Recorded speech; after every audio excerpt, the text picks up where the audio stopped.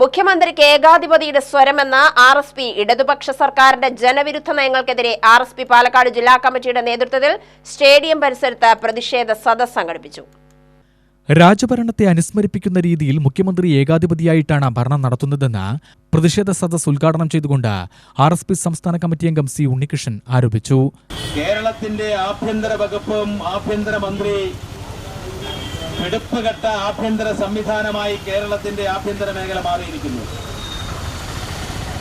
CPIM-ന്റെ സംസ്ഥാന സെക്രട്ടറിയോട് മാധ്യമ സുഹൃത്തുക്കൾ ചോദിച്ചു,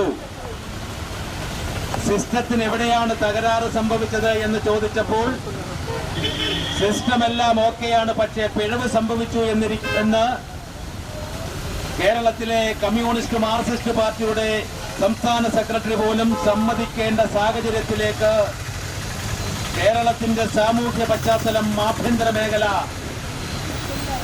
കടന്നു ചെന്നിരിക്കുന്നു എന്നുള്ള യാഥാർത്ഥ്യമാണ് ഗോവിന്ദച്ചാമിയിലൂടെ നമുക്ക് മനസ്സിലാക്കാൻ കഴിയുന്നത്.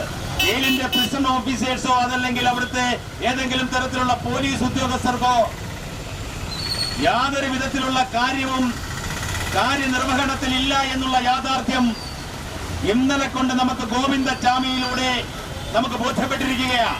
ജില്ലാ സെക്രട്ടറി K. രാജൻ അധ്യക്ഷത വഹിച്ചു. സംസ്ഥാന കമ്മിറ്റി അംഗം TM Chandran, VK Nischalanandan, A. Ayyappan, K. Jithesh, M. Sahadevan, Kothapuram Vasu, V. Suresh, V. Sunil, Ravi, Khader എന്നിവർ സംസാരിച്ചു.